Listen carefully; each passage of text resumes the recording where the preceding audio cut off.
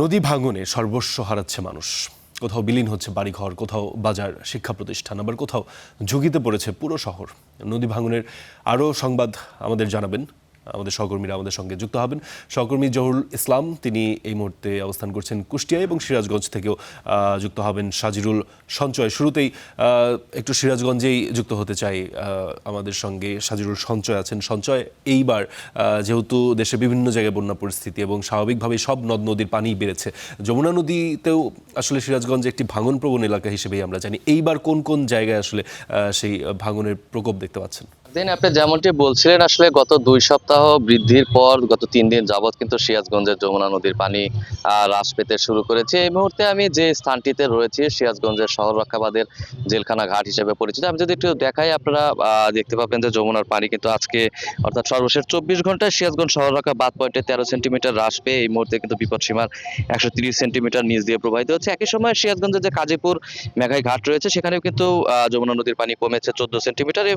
সেই পয়েন্টটিতে কিন্তু 173 সেন্টিমিটার নিচ দিয়ে প্রবাহিত হচ্ছে। আসলে যমুনার এই পানি বাড়া কমার সাথে সাথে কিন্তু সিরাজগঞ্জের অন্তত 4টি উপজেলায় বিস্তীর্ণ এলাকা জুড়ে কিন্তু আসলে নদী ভাঙন বা চলছে। সিরাজগঞ্জের কাজীপুর, শাহজাদপুর এবং চৌহালির যে চরাঞ্চল, সেই চরাঞ্চলের যে বিস্তীর্ণ এলাকা, সেগুলো কিন্তু আসলে নদীগর্ভে বিলীন হয়ে যাচ্ছে। এবং সবচেয়ে যেটি চরাঞ্চলের মানুষ যে ক্ষোভ প্রকাশ করছে, যে চরাঞ্চলে বিস্তীর্ণ এলাকা জুড়ে দিনের পর দিন যে নদী ভাঙন, সেটি কিন্তু রক্ষায় আসলে পানি উন্নয়ন বোর্ডের পক্ষ থেকে কোনো পদক্ষেপ কিন্তু আসলে দেখা যাচ্ছে না। আরেকটি বিষয় যে আসলে চরাঞ্চলের বাইরের যে এলাকাগুলো রয়েছে নদী তীরবর্তী, সেই এলাকার মধ্যে সিরাজগঞ্জ সদর উপজেলার বাহুকায় যে নদী তীর রক্ষা বাঁধ রয়েছে, সেই বাঁধের একটি অংশ ভাঙন দেখা দিয়েছিল, সেটি কিন্তু অনেকটা রোধ করা হয়েছে। এছাড়া সিরাজগঞ্জের চৌহালিতে কিন্তু বিস্তীর্ণ এলাকা জুড়ে ভাঙন চলছে। সর্বশেষ গত সপ্তাহেও কিন্তু আকস্মিক একদিনের ভাঙনে আসলে 2টি শিক্ষা প্রতিষ্ঠান, একটি সরকারি প্রাথমিক বিদ্যালয় এবং একটি উচ্চ বিদ্যালয় একাংশ কিন্তু নদীগর্ভে বিলীন হয়েছে। এবং আকস্মিক সেখানে কিন্তু প্রায় 20টিরও বেশি বসতবাড়ি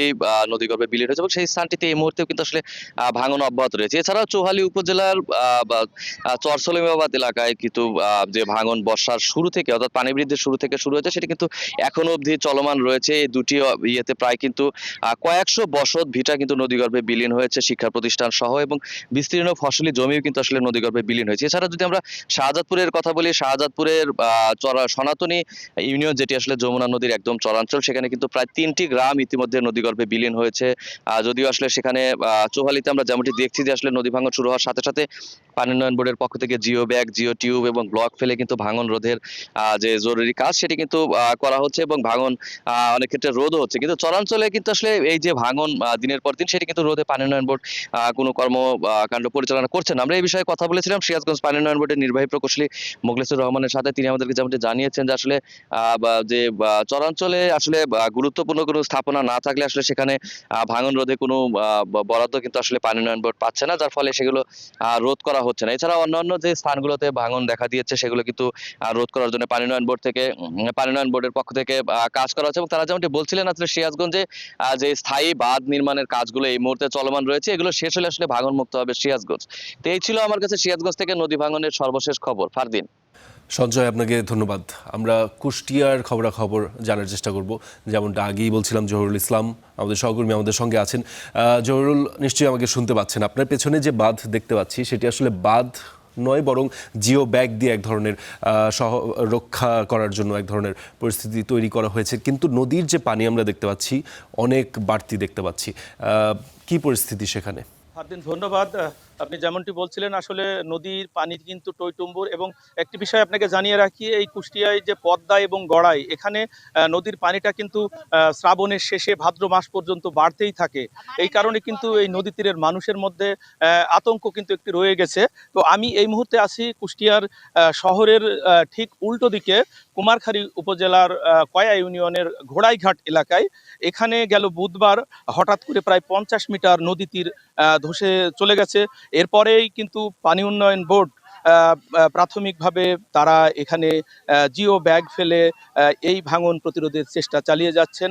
আমরা পানি উন্নয়ন বোর্ডের সূত্রে জানতে পেরেছি, এই যেখানটায় ভাঙন গড়াই নদীতে শুরু হয়েছে, এখানে প্রায় 8,000 জিও ব্যাগ তারা ফেলার পরিকল্পনা নিয়েছেন।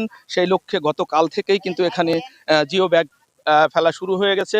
তবে এখানকার স্থানীয় মানুষ যারা যারা এই যে নদী তীর এখানে এই পাড়েই কিন্তু যেখানটায় নদী ভাঙছে এখানেই কিন্তু অনেক বাড়িঘর রয়েছে, তাদের মধ্যে কিন্তু এক ধরনের আতঙ্ক বিরাজ করছে। তারা বলছে আহ, তারা বলছে কুষ্টিয়ায় যে শহর পাড়ে কিন্তু নদীর যে একটা স্থায়ী বাঁধ নির্মাণ করে শহর রক্ষা করা হয়েছে, কিন্তু এই পারে কিন্তু বাঁধ নেই, যে কারণে এই পাড়টাই প্রতি বছরই ভাঙনের মুখে পড়ে। তো তাদের দাবি যে কুষ্টিয়া শহরের পাশ দিয়ে যেমন একটি স্থায়ী বাঁধ নির্মাণ করে দিয়েছে পানি উন্নয়ন বোর্ড, তো পানি উন্নয়ন বোর্ড সেই ধরনের একটি বাঁধ যাতে এখানে নির্মাণ করা হয় সেটি এখানকার স্থানীয় দের দাবি। ফারদিন, এই ছিল আমার কাছে কুষ্টিয়ার নদী ভাঙনের সবশেষ। জি, ধন্যবাদ জহুরুল। দর্শক, আমাদের সঙ্গে যুক্ত ছিলেন কুষ্টিয়া এবং সিরাজগঞ্জ থেকে আমাদের সহকর্মীরা। তারা নদী ভাঙন এবং নদীর পানি বৃদ্ধির যে বিষয় সেগুলো সম্পর্কে বিস্তারিত জানাচ্ছিলেন।